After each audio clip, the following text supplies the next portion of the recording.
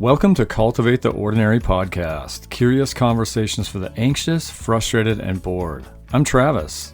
And I'm Jessie. So often we're held captive by screens, schedules, and media that's mind-numbing and polarizing. This leaves us seeing dimly through a fog. We want to spark more imagination and a better awareness of God's presence in the everyday. Join us on a fun journey of discovery and curiosity as we look at the ordinary through the lenses of joy, wonder, beauty, and hope.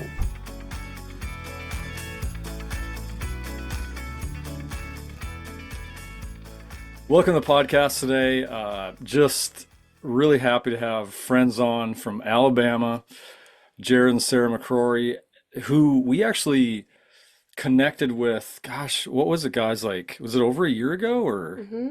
I think Yeah, I it think was a year and a half ago, Yeah. almost Year and a 2 half? years. 2 Oh, years. wow. Yeah. Okay, almost 2 years ago. Okay. Seems like it's been so much longer of just kind of knowing you guys, even though we haven't seen each other much. But yeah, we met at a retreat on the beach in North Carolina and just had a awesome time, with just getting to know one another and then kind of just being part of that experience. Sarah and Jared have done international missions, moved to South Asia, Pakistan specifically, with a 2 and 4-year-old, and lived there for almost 5 years back in the day. They'll talk a little bit more about that on their journey as we kind of go back earlier in their life. Sarah has an MA in counseling and launched Sanctuary Counseling and Wellness less than a year ago. So that's a really exciting new thing in their lives. And then Jared was a former nonprofit executive director and is currently a project engineer at QPS Consulting Services. It's a wide variety of things. Right, Lots of stuff exactly. going on. That's right. That's right. No, we love it. People are complex, and you guys are just have so many rich things that that you kind of bring into how you serve others. And we met around soul care at a soul care retreat at Oak Island with some mutual friends of ours, Steve and Gwen Smith, and just immediately connected. That environment allowed us to have these like listening groups, which were smaller groups. And Sarah, you ended up in Travis's group, and Jared was in mine. And so we got to know you both that way, and then just hung out on the beach and around meals, and knew we wanted to stay connected. So but yeah, we've had a lot of interactions since then. So Yeah, they welcome. came back together for another soul care retreat, not, last year sometime. So yeah, we just kind of follow each other around doing soul care. Yeah, yeah. Yeah. And I'll never forget the conversation on the beach with you guys when you shared about your property and the vision for Shiny Eyes. And so to see that continue to unfold and come to fruition, I mean, not only just amazing and encouraging, but also for us starting Sanctuary, just hearing your story was really instrumental in us being willing to take a step out of our comfort zone and Yeah. try something new. So just really grateful for that. Yeah, I don't know if we've That's cool. shared that necessarily with y'all, but that was one of our main conversations on the way home as we were sort of, in this place of moving forward or changing directions. And it was like, I mean, they're taking a container and putting it on a property and they're making it into something. This is amazing. Is this something that, it's just, I don't know. It's a big risk. And so I felt like it was something that was just, wow. And it was very inspirational to us and kind of facilitated our movement in the direction we're in now. Oh, well, Yeah, I remember that conversation, and I think, like, I'm glad you said that, Jared, too, because I feel like that's kind of what Cultivate the Ordinary is trying to do, even itself, of just like, we're all just ordinary people that are at times trying to be more courageous or trying to like lean into a space that maybe we haven't or see something differently. And I think so often it's through each other's, stories that we get inspired to try things. So Yeah. that's awesome. Yeah, and I just released a newsletter about stories, and a part of it was just that listening process and just thinking about those listening groups and how we connected and how we shared our lives together, and just, from a kind of a contemplative place of like, I don't have these answers. I'm waiting on God to kind of reveal where we are going. And by listening to your story, of your family and where you guys have come from, and how your faith has kind of, just transformed in over time. And it's just that's the type of stuff that is, it's where it's at, right? Yes, As it's far as life. healing. It's sharing Yes. life.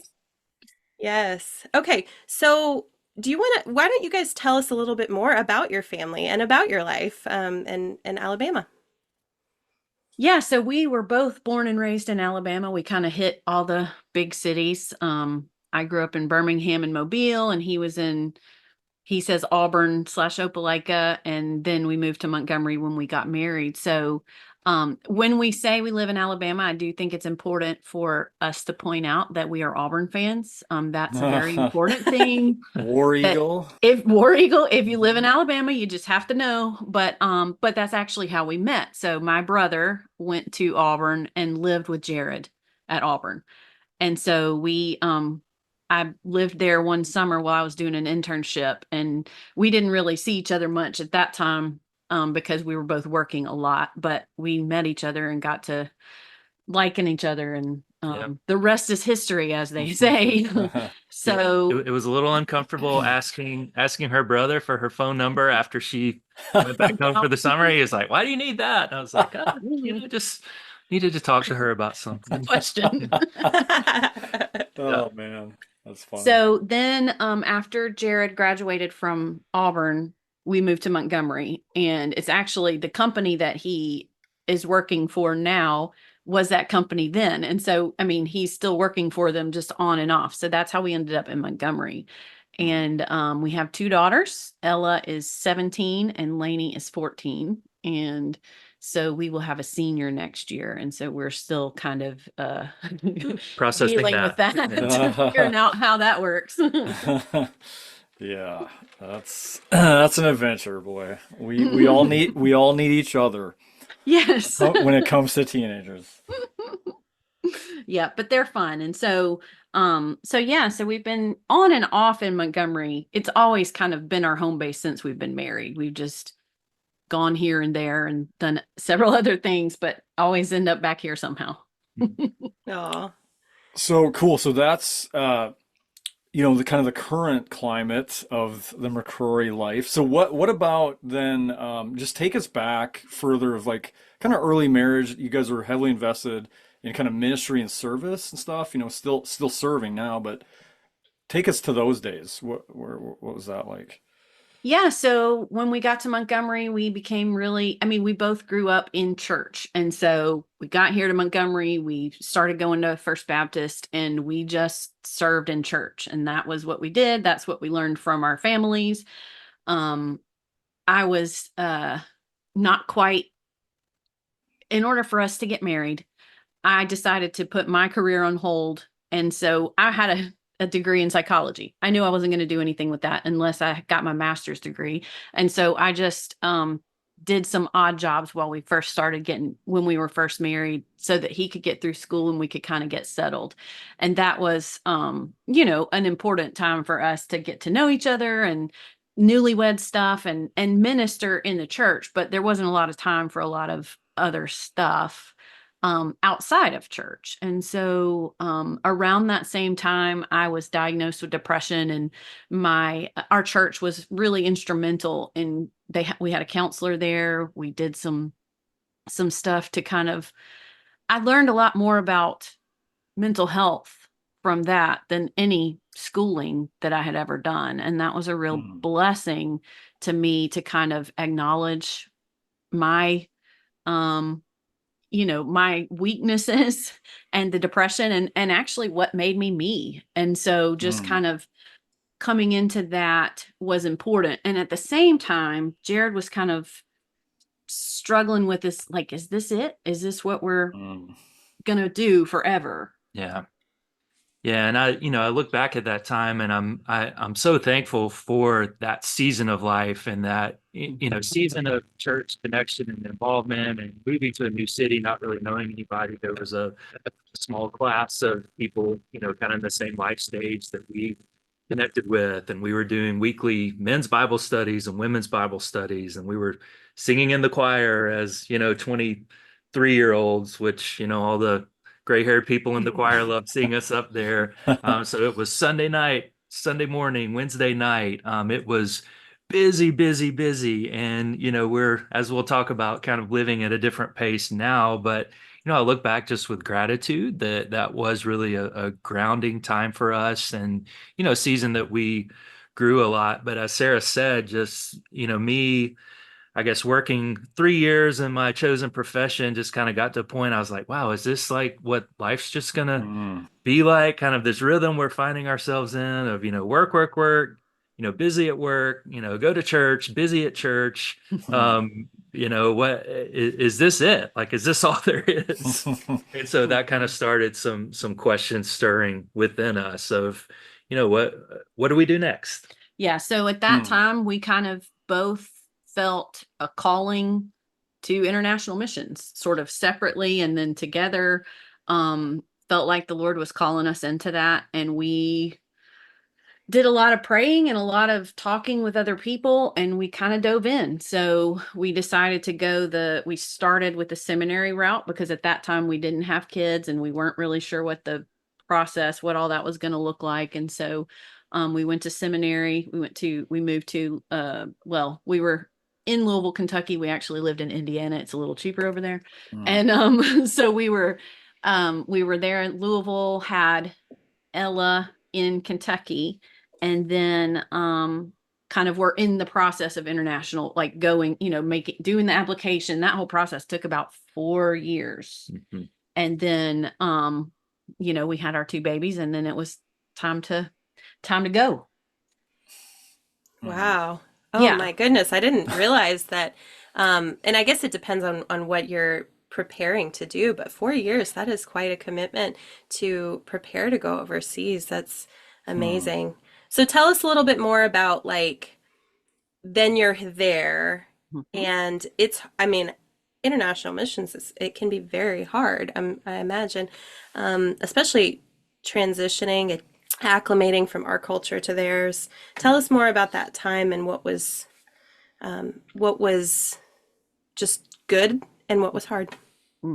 So we spent about a year trying to get to Pakistan, just because of visa stuff and things like that. So during that time, we were I believe that it was like a 12-month period between leaving our home in Montgomery and getting to our home in Karachi. We moved 10 times in 4 or 5 different countries and 7 cities, with a 2-year-old and a 4-year-old. So that's one way to see the world. One way to see the world. Also, one way to very quickly get yourself with a psychiatrist in Thailand. So I ended up going, I had some serious issues. And also, we kind of skipped over a bunch of life things, but like before we left so my mom passed away in August of 2010, and we left we moved to India.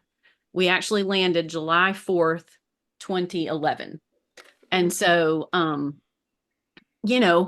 lot happened, and it was all at once. And so it really wore me down.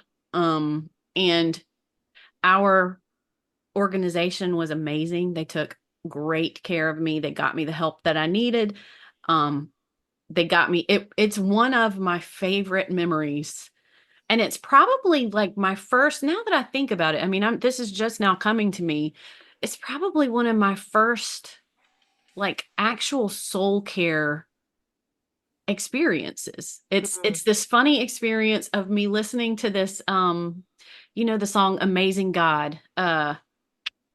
His dad is the famous Evans, actor. Tony Yes, Evans. Tony Evans, Amazing God. Yeah. I was listening to that in my headphones, and I was running down a major highway in Thailand. Like, I don't run, but I just wanted to be outside.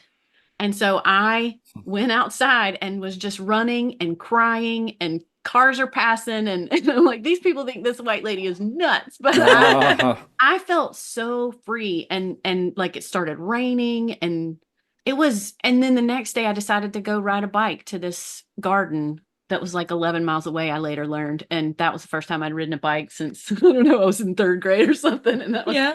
that was an interesting, I pushed my limits on that one, but it was just being outside and being quiet and hearing from the Lord. And that was, I never really put that together, but Hmm. that was soul care. Yeah. And I hadn't been introduced to that yet. Mhm. So meanwhile, Jared's at home with the babies. Yeah. Yeah. Yeah. So kind of our initial stint there was a 3-year term. And so during that time, it was heavily focused on language learning, just connecting in the community, trying to learn the culture and just get a lay of the land, but also beginning to connect with other people there that are doing ministry and really trying to, very focused on gospel proclamation. And so figuring out how to go in the bazaar and just talk to people and share with them about Jesus. And so, very, very humbling experience, going into such a different context, but also just so thankful for that time to get to, learn another culture and so much that we just loved and appreciated about that time there, And the despite people. all the challenges. So Yeah. like that was one of the things about being there in Pakistan was just the people and the love, the hospitality Hmm. that the people showed us and the protection, like all the people just Yeah. when there were things going on in the city, we'd have 3 or 4 people text us, don't go anywhere today. Or our guard, we had to have a guard, and he would be so protective and so careful about who was around and what was happening with us. And Hmm. it was just that was, I'd never experienced I guess a And this is love people, like yeah, that. and a love from, across cultures and across religions, Right. 97% Muslim and, Hmm. the people that just showed such kindness and hospitality and love towards us. And so it's a place Mm. that will, forever connect in our heart. Like anytime I'm in the grocery store and I see somebody that looks like they're from India or Pakistan or Bangladesh, like I just want to go give them a hug. Don't Oh, don't, don't want to be weird, but so I Well, that don't. is But awesome. that's so I don't, but so yes. real quick question that, so Pakistan is how we should say it. Yeah, Okay. so there's not an ass sound in Ah, the okay, okay. language. But it's okay. But we say Yeah. we'll go back and forth because Right, we're right. American. That's right. So, I mean, just rewinding on to what led you to that country that, I mean, because I gotta imagine, like, in the era of Americans that don't know much about the world, a lot of us, oh, you're a classic American, know little.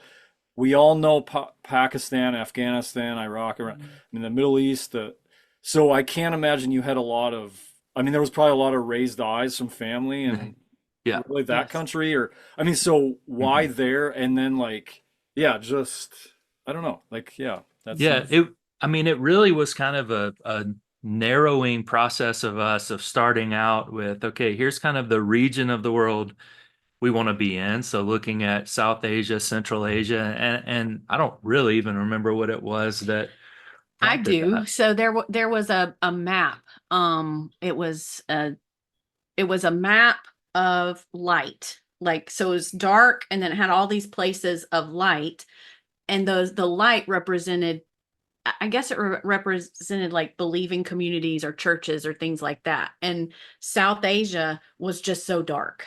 mm, Mm. And so when we looked at that, it was just like, I feel like South Asia, that's a place where I felt led to go there. mm, And then we had friends who were connected with First Baptist, who kind of we were introduced, because whenever you say you're called to missions, everybody gives you their missionary friends numbers. And Yeah. so they contacted us, we talked, we hit it off with them, and they wrote a job description for us. And basically through the process, you can kind of choose your job. And so we just went in and said, we feel like this is what we want to do. Now, I had never left the country until we moved to India. That was the first time I'd left, other than Canada, but it doesn't count. So, because we were in Canada for 3 months, but I hadn't ever traveled outside of the US prior to moving to India. And so, Jared had been on several mission trips, and it just worked out that, I was pregnant or I had to work or whatever. And so it was an eye-opening experience. And I think one of my favorite things that I like to talk about is, I mentioned the 10 places and all the moving and all of that, but every place taught me something new that I needed for Karachi, for Pakistan, for, Mm. that place. Mhm. So we were in Canada, and I learned about big cities and being around people and getting on the train and going on the bus and talking to random people all the time. And then we moved to Delhi. We were sort of in Delhi for a while, trying to figure out what we were going to do. That's whew, loud and people and Mm. just overstimulation Yeah. all over the place. And then we were in a mountain community that was just beauty and cold and rainy, and we learned how to light a gas stove with a little clicky thing, and like I'd never what to do with your clothes when you don't have a washer or things like that. But with each thing we lived in I, so we lived in the disputed territories in India. I don't think I want to say the name because I'm not sure about Hmm. security and stuff like that, but we lived there and learned about the Muslim culture and what it's like to have to cover your head, and for me to not make eye contact with men, and like everything kind of gave us it was like a zero entry pool into the depth of where we would end up Mhm. eventually. Mm. And God is really good in how he does that for us. Mm. Yeah, I love hearing this journey that you guys are talking about, like how each step of the way you were just given exactly what you needed for the next part. It sounds like what you shared going into this, just even that first 6 months to a year, you were grieving. There was so many personal, emotional, spiritual needs, and yet you're preparing to serve and to connect with others, and you're having to learn so much about other people. What was that tension like for you guys as you're going through all of these new things and new stresses, and yet you feel so much pressure to be so others focused? I can Mhm. imagine that's a tension most missionaries feel. Mhm. Yeah. I mean, I know for me that definitely was the case. And then layer on top of that, we talked about like how long it took us to get there. And so we've done all this preparation, and then you hit the ground. And I think, kind of the expectations that I felt to perform, I'll Hmm. put in quotation Hmm. marks, like, okay, a lot of people have invested in us. This organization is investing a lot in us. We've spent all this time, Mm. and then the reality of, wow, like we're here now. Like, what does this look like? How in the world do we do this? So I think there almost was just an immediate shock of that reality hitting, that okay, this is no longer the brochure and the website. Like, this Right. is real life. And so, I mean, looking back, that's one thing I would tell myself is just, man, just relax. Mm. Hmm. Just try to relax. And yeah, this is important what you're doing, but just be yourself, Mm. love people, Yeah. be Hmm. in relationship with people, and follow as the spirit leads. And I think that first 3 years would have looked a lot different if I knew then what I knew now. I mean, we can Yeah. all say that, but Yeah. yeah. Well, and I Mm. think too, there was a lot more pressure on him because, you land in a place and you can't speak to anybody for the first 6, 8 months. Like you literally don't know their language. And Mm. so, of course, some people speak English, but it's just not the same. And so, to be running, running, running and then hit this wall and have to stop and like chill, we didn't know how to do that. Mm. And I think that's something that, when you said that, Jesse, I was kind of thinking through, like, that's what the psychiatrist said to me, like, you've been through all of these things. Are you caring for yourself? And that was not a concept, even as, even having a master's in counseling at that point, that was not a concept I had ever considered, is Mm. that my uh I needed to be cared for. Mm. And because it was just, it's all about everybody Yeah. else. And I do think I think you're right. A lot of ministry people in general, it's all focused outwardly. And we think we can control a lot of these things that are not within our control. And we take that responsibility on ourselves. And I don't think I really recognized, you know, personal boundaries or, those kinds of things until I, got back and was like, oh my goodness, I am tired. Yeah. Mm. Yeah, Yeah. the weight of feeling like you're responsible for, quote, saving a city of 20 million people can Wow. be a pretty heavy one to bear. And Mm. with what we know now, I mean, I would I would see that whole concept differently, but also just, thinking about the words of Jesus, like my yoke is easy and my Right. burden is light. And so I think that Yes. the yoke and the burden that we had put on ourselves in that season, Hmm. it was anything but easy and light Yeah. as Hmm. we look back. Which leads Wow. to like sort of the ending of that season, because there was a time when, it was an amazing time. Jared had, he had developed this relationship with a local guy and they were doing some stuff and they had a baptism and he got back in from that. And of course I couldn't go. So he gets back and, I said, how was it? And I was so excited. And he goes, there's 20 million more people out there. And Mm. I was like, yeah, this is not the way to do it. Like, Mm. this is not on you. And we Right. can't keep putting this on ourselves. And Right. so, we were struggling to figure out our place in all of this, but I just said, we're not stuck. If this is too much, if we need a break, if we've been running too hard for too long, we can go back Hmm. and we can rest. And if you're staying here for what other people think, we need to go. Mm. And so that's when we were able to kind of make the really difficult decision that felt like failure Mhm. to come Mhm. home. Hmm.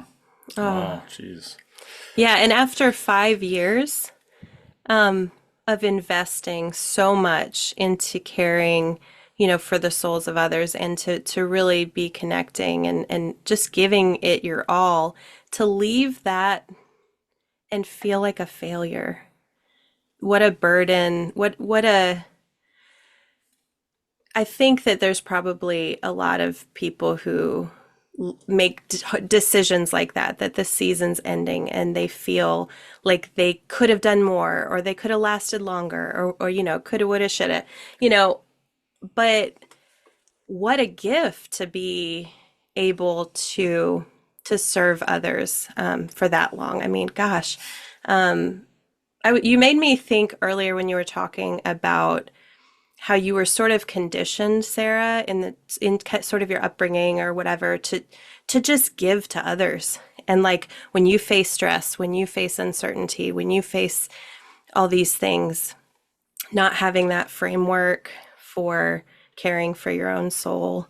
I just started this Dr. Allison Cook book called The Best of You or Best of Me, I can't remember. Mm-hmm. But excellent leader in just what it looks like to just honor yourself and to take that time to, it's not selfish, you know? Mhm. And I think even though well-meaning, like things like that we're taught in the church to die to ourselves, the the meaning of that is the part of yourself that is in this place of trying to perform or trying to be in control or like all these parts of ourselves that God doesn't want there.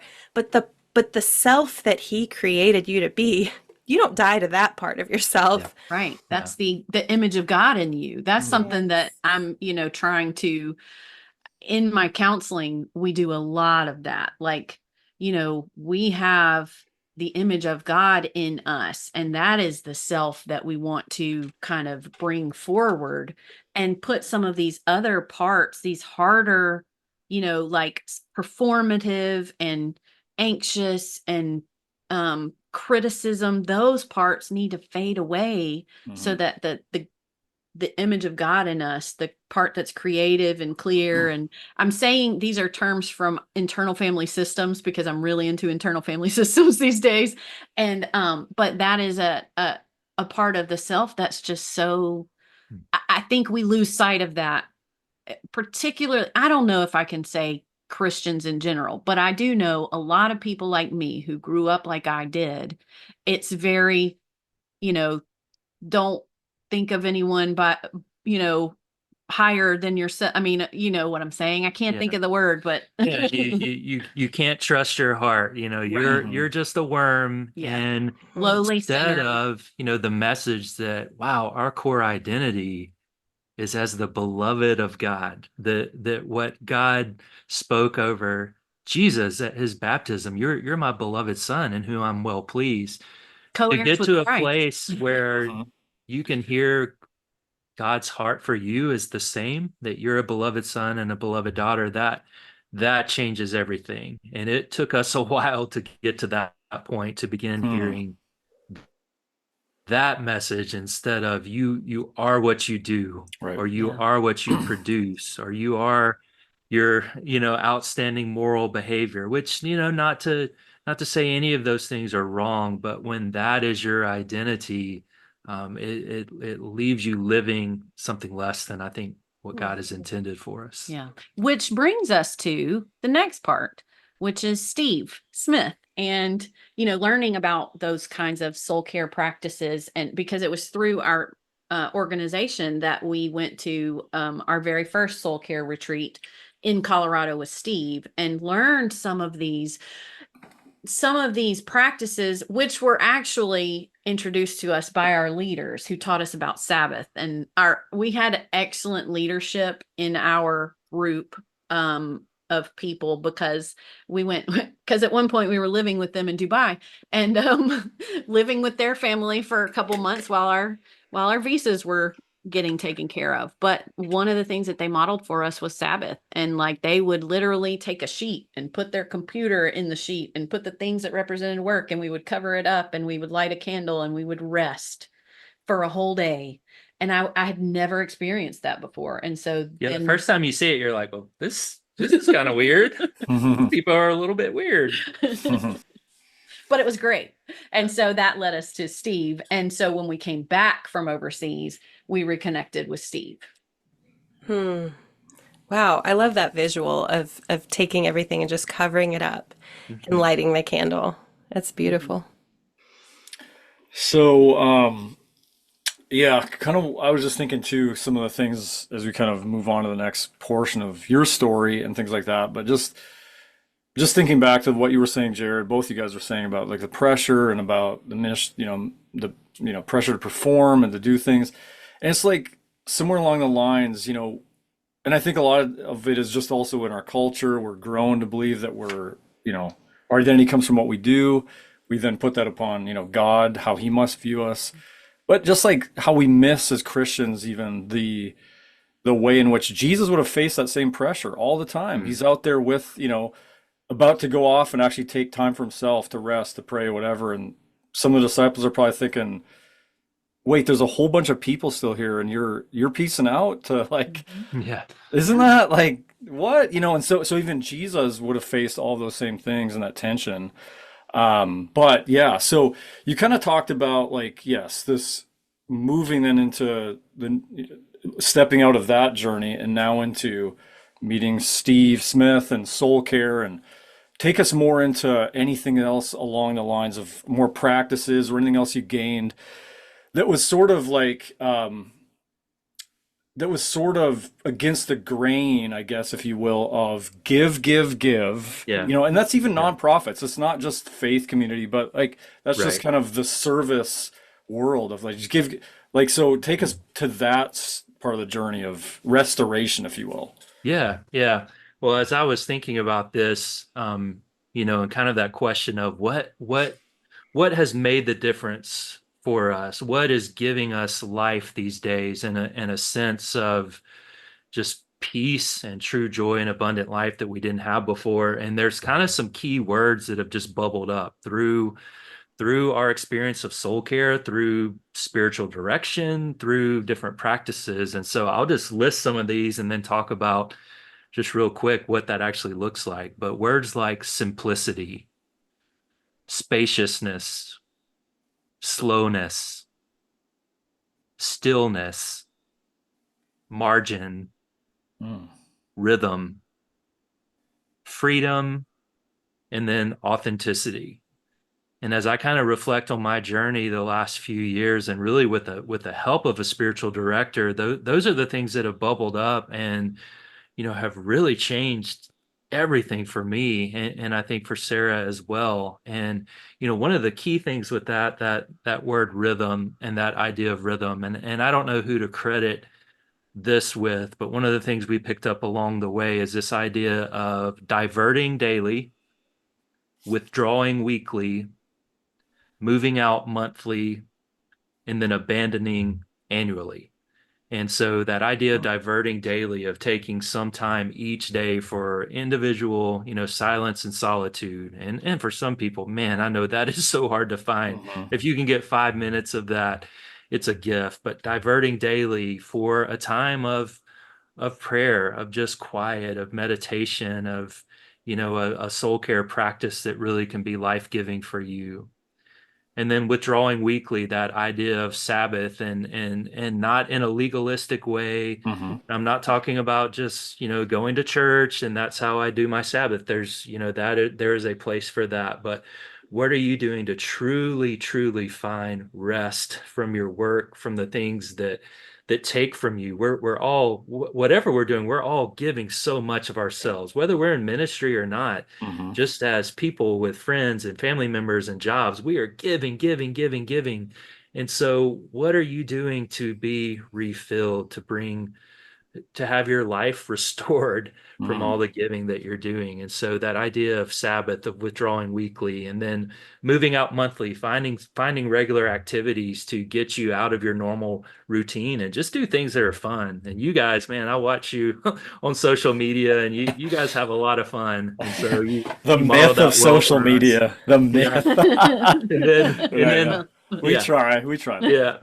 And then abandoning annually. So really giving priority to, once a year of true vacation, rest, retreat, whether that's in something like you brought up, that soul care retreat that we did, which is so interesting, like all the intersection of that, because you've had Kayleen on the podcast, Steve has been on, and That's how right. all of our stories kind of intertwine. But that idea of rhythm, that has really changed everything for us. And in the midst of that, doing some stuff we've never done before, which is like contemplative prayer practices, centering prayer, which is something that, we've come to discover.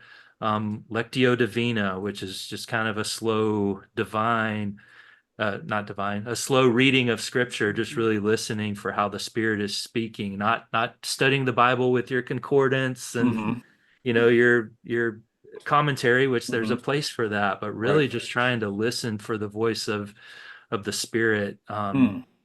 The daily examine, I mean, just getting out in nature, the different apps that are out there for meditation and quiet, and just stuff that was never part of our life before. I think one of the things that I've recognized over time as we've kind of learned more about this is how much emphasis the Western church has on the left brain and the Hmm. learning and the thinking and the, Yeah. all of those things, and how very little of the contemplative, like resting and quiet. And I have this picture, and I will often say, I wonder if God is ever like, would you just shut up for a minute? Like, Yeah.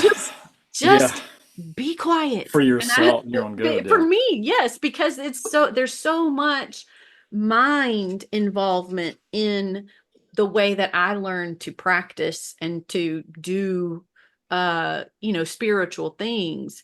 And so this, what I think is probably, I don't know if this is okay to say, but like more of an Eastern concept of like stillness and quiet and nature and body, like that's just a whole new thing for me, you Yeah. know, involved with religion and Jesus. And I never really put that, I never knew about that other part of it. But in many ways, that is orthodox. Yeah, Like it that is, right. is what you're describing was just lost. And I agree Mhm. with you that the Western church being so heavily theology based and mind left brain based in terms of just process and Cerebral. cerebral, understanding of Knowing, things. yes, knowing, understanding, certainty. Yes, needing all of that. We have forgotten the body and the heart along the way.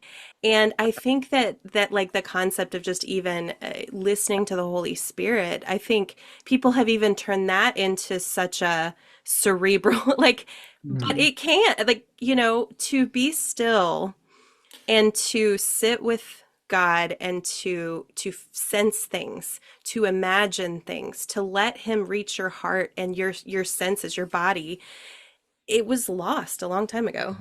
Yeah, Mhm. I mean, I think historically, if you look back, I mean, and you guys know this well, I'm sure, just but looking back at the church and the history, and even like the things like the Industrial Revolution and how things sort of got mechanized, even like, and that bled into like even how we do church. And so, like, I even saw where like seminary, for especially for American seminary, how that like in the 1800s, I think, became more on track with university study to where like programs and just the way things were so much geared towards just sort of the, like we've said, the cerebral space, losing sight of just some of the being space, the space that the early Mhm. church, I think, the Desert Fathers, that you'll see really did give room for the modes of Jesus, not just the mission of Jesus, which meant how, like as you well pointed out, Jared, of these beautiful rhythms of just stillness, solitude, listening, some of the greatest prayers ever uttered are wordless Mm, Mm, communion. yeah. Yeah. yeah. Well, and I absolutely love the list that you gave, Jared, of each of those words to me is a book. Like, Mhm. that you should that you could consider writing one day for us. There you go. There you But go. that's a book I would want to read, to go deeper into understanding those rhythms is just, I think it's so needed for many people. So tell us a little bit more about, like you said, what we know now and how you're taking what you know now into community. You have this missions heart to serve and love people. Like you guys are a couple that is just very grounded and very much sees needs and, is willing to show up and just be available and be the hands and feet. But now you're caring for your own soul at the same time and you're filled up and you're replenished. So what does it look like at your center or in your networks of just community and people, how you're teaching others? So I think one of the things that, as we started trying to live out this, just this way of being and taking care of ourselves, one of the things that kind of came forward is living on other people's schedules, feeling pressured because of what the world says is success, and going, I don't want that. Like that, I want something different. And so that kind of looked like for me a job change. And it wasn't, I loved the place where I was. I loved where I was, but my way of doing therapy or counseling um is not quick for I mean you have getting to know people doesn't happen quickly, and gaining trust with people and helping them walk through trauma and things like that doesn't happen quickly. And I was being asked to add 2 new clients every week, and that just wasn't something that I could do or felt like that was something that I wanted to do. And so as Jared and I talked about, what's next for us, the concept of sanctuary came from um that soul care retreat in North Carolina as we were driving home, and just this idea that, well, why couldn't we go out on our own and do our own practice and do it in the rhythm that we want to do it. And what about adding some beauty to that and some outside? So prior to this, and it was my own choice, I had an office with no windows. It was the bigger office, and I'm a play therapist also, so I had a playroom. But there were no windows, and I really did not realize how impactful that would be to my mental health. And so I wanted to be somewhere around beauty. And if you know anything about Montgomery, Alabama, you might know there's not a whole lot, particularly in the city. It's just, buildings. I mean, Hmm. it's not big city or anything, but there's not a lot of trees.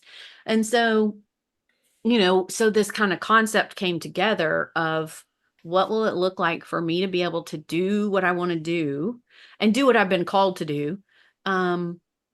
But do it in a way that I want to do it, and in a way that I feel like is authentic to me. I'm not like an outdoorsy kind of athletic hiking person, but man, do I love it outside. And Mm. so I think that has been what I wanted to do, was bring that to my clients, so that, there were times when I would sit in the office and I would just look at this person and they looked like they just wanted to get up and go. What if I was able to just say, let's walk, Mm. And so we were blessed with an amazing kind of confluence of great things coming together, so that we were able to do that and make that decision for ourselves, so that my job also becomes part of my own care for my soul and care for other people's Mhm. souls. That's Yeah. very So, cool. so yeah. So in that vein, so last October we launched Sanctuary Counseling and Wellness.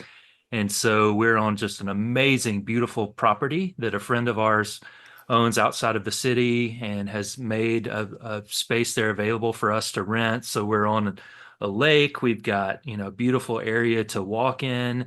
And so really the core of what we're doing is Sarah's counseling services, but incorporating beauty, incorporating, a place of peace and silence and stillness. But we really wanted to see what are other ways that we can offer what we have, what we've learned to others. And we're not experts. So it's like, man, surely there's somebody else that can bring these concepts of soul care to this community. But I was like, I don't see who they are. So I think we have an opportunity to do that. So one of the ways we've done that is with what we've called our soul care Saturdays.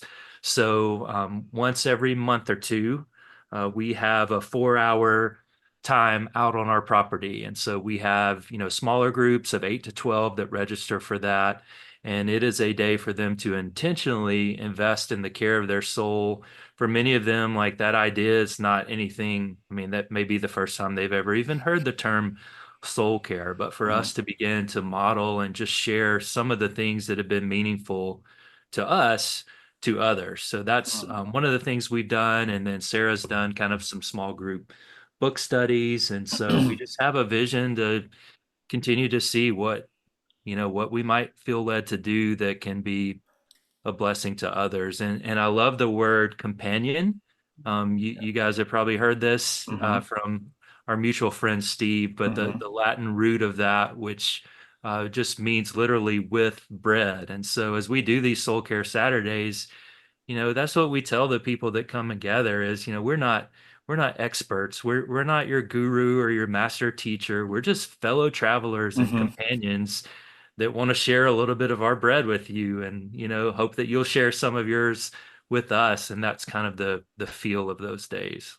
Mm. Oh man, that's so cool, so inspiring. I remember, like, I think the genesis of hearing some of that idea. I don't know if it was one of the last times we were hanging out, and I was just like, that is so cool. I love the.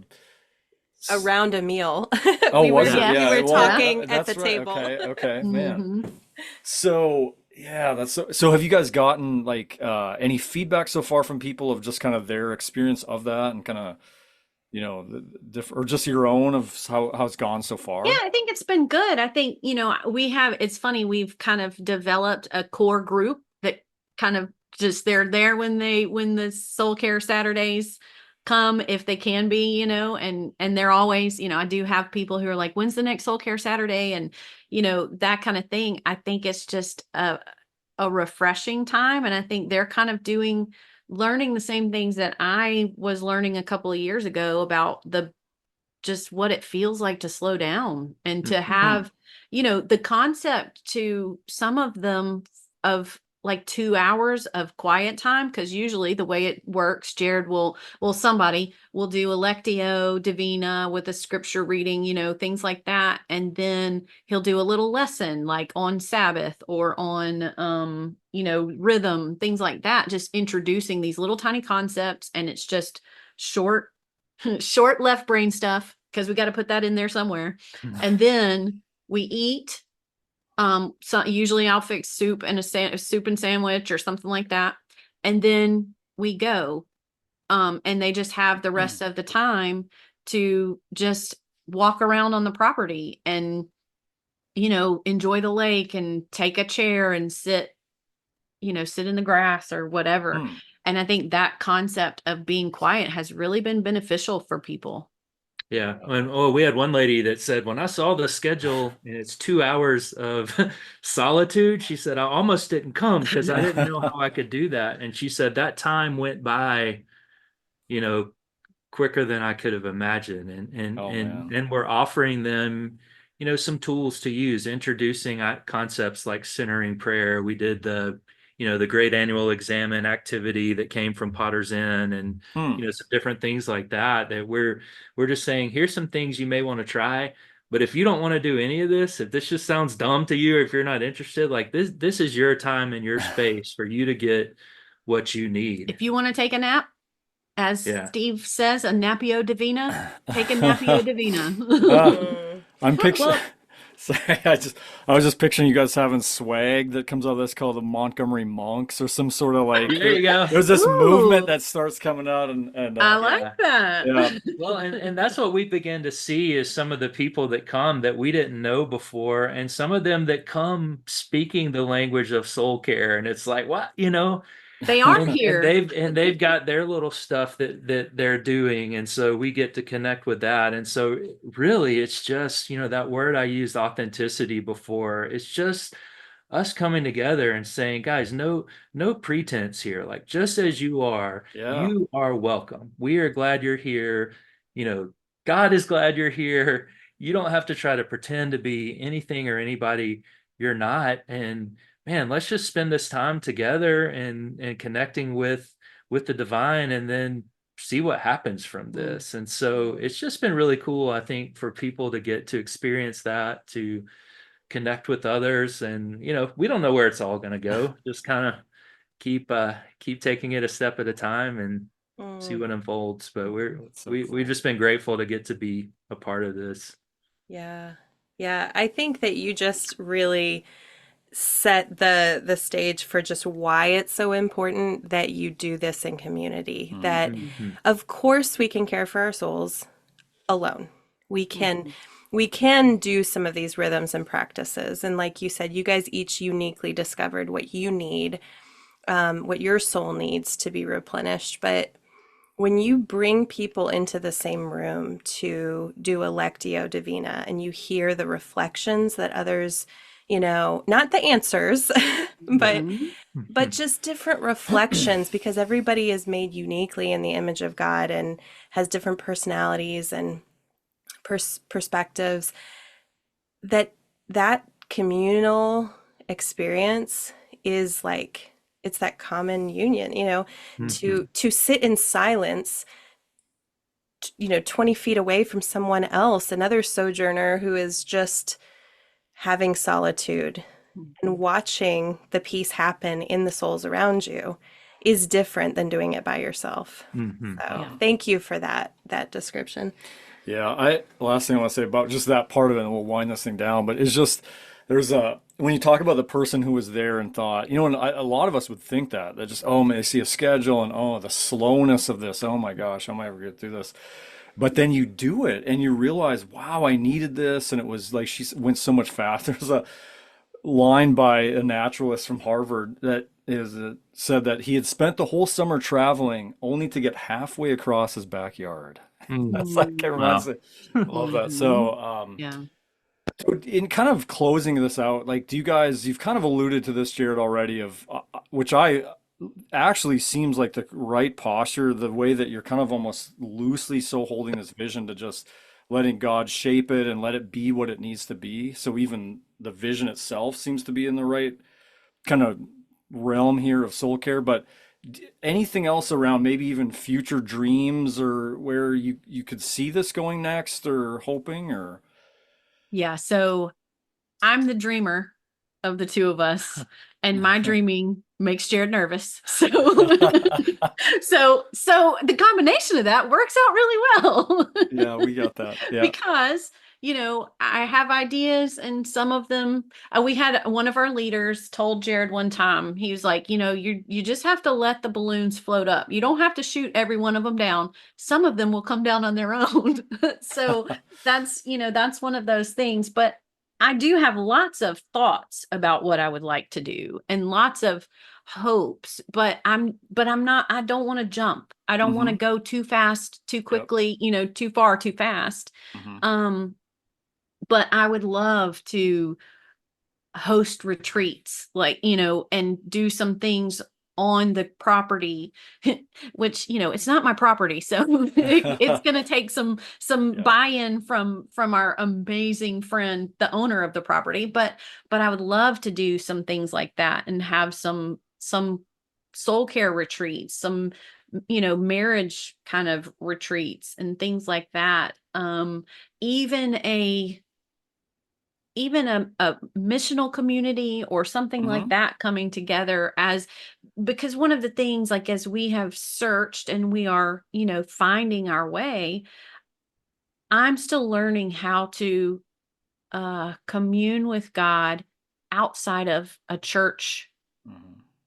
place. I don't know how to do that yet. And so soul care Saturdays have been wonderful for that. But what does that look like, on a regular basis? What does it look like missionally? Hmm. Even how do we reach out to people and help our community in a way that's, bringing people together, but also Hmm. affecting others outside of people that can get to us? Because we're about Hmm. 25 minutes outside of Montgomery. We're way out in the country. Hmm. Um, so how can we positively affect the city of Montgomery that's really struggling?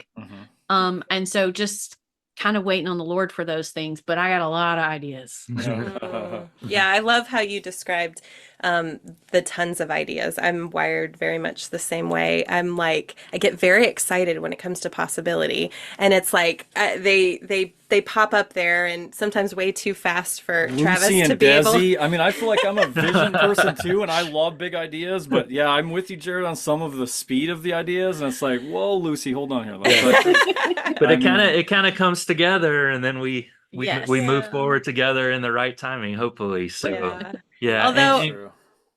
yeah, and I I was feel going to say, like, like, what you guys are doing, like, Sarah's night at Shiny Eyes was just amazing. So a vision of something like that to offer a space for people to come for silence and solitude and even personal overnight retreats. And yeah, so Yeah. I'm with her. I'm yeah, trying not to Well, pull that's on what the makes you reins too guys hard. great partners. I think yeah. so many marriages that is what makes makes the beauty of it is like there's that, kind of okay, if we're both that way, I mean, there can be disasters right and left.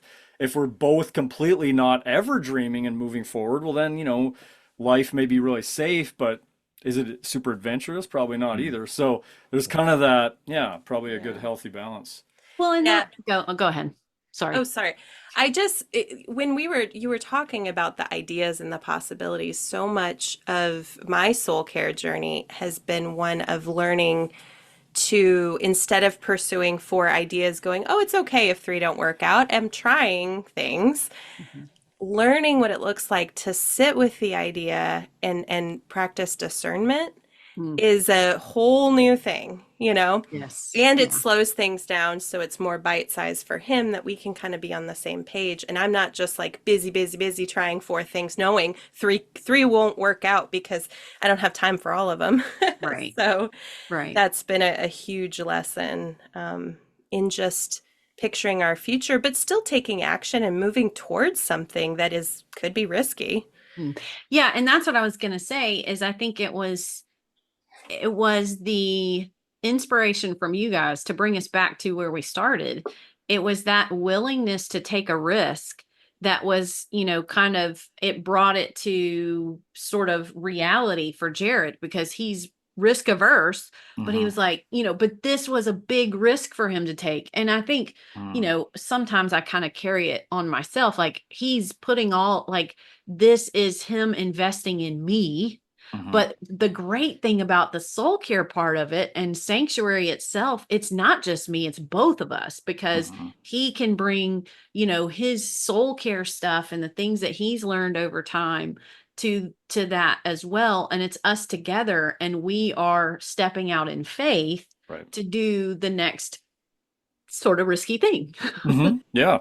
And I mean, I think like it's the thing is like there's that thing of where I think we all want to, we all have different wirings and the way we, kind of face risk, but I think so many people are full of ideas. The difference that separates is those that step out and just say, let's try this. And I think we all want to say that none of us want to regret end of our lives. If it was even just that one thing that we, maybe it was just, but oh, we never tried that, and it's like, and it just seems like God rewards faith and maybe the vision is changed, through the journey, but that step out I think is so important for, just encouragement for everyone, that's. Yeah. And I think that's wisdom, like in life, can we reframe what we experience as failure to just be Yeah. growth and Oh yeah. change and expanding our window of tolerance for what is difficult. And, that's life, that's living and just Right. moving about. And it's,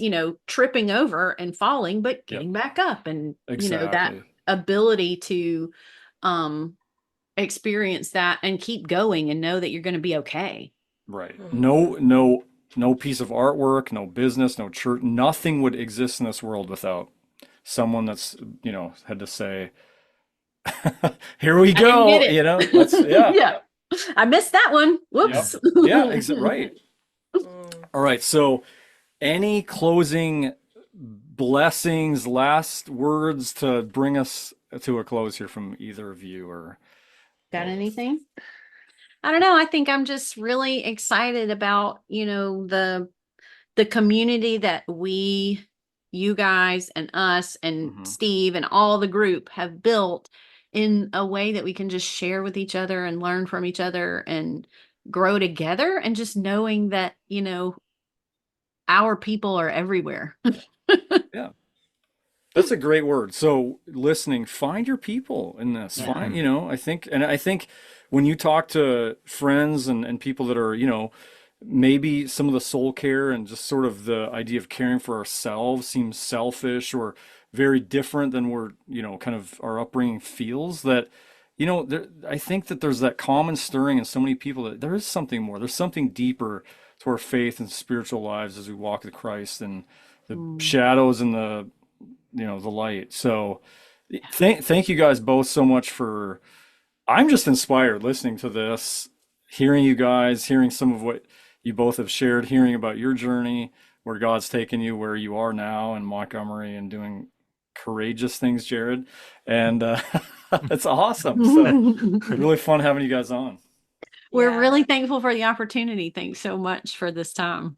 Oh, it's been such a blessing. So, we will definitely share your website Oh, in yeah. the show I forgot about notes. that. And Jared and Sarah have a beautiful newsletter that anybody could subscribe to, just with just some rich practices monthly. So, check Yeah. that out. Is there anything else you wanted to share as Well, far as how people can get in touch with you if they want to learn more? Yeah, just the website, that Jared put together amazingly, because he doesn't like to take risks, but he's really good at most everything. And so as my business manager slash secretary slash web developer, etc., our website's great. And we put a few things on there, and the newsletter is where we mostly do regular things. So yeah. The website is www.sanctuarycw.com. So great. Perfect. Awesome. Cool. All right. Good seeing you guys today. You thank you. too. Take care. Yep. Thanks for listening to the podcast today. I hope you found something helpful, hopeful, or thought-provoking. Be sure to check out the show notes for links to any resources mentioned in the podcast. And we also have links in the notes for our own resources to check out. We would really love to hear from you. And we're also really grateful for your support by sharing the podcast episodes with your friends and family and leaving a rating and review. May we all regain and maintain our wonder, hope, and inspiration as we look at our ordinary through new and fresh eyes.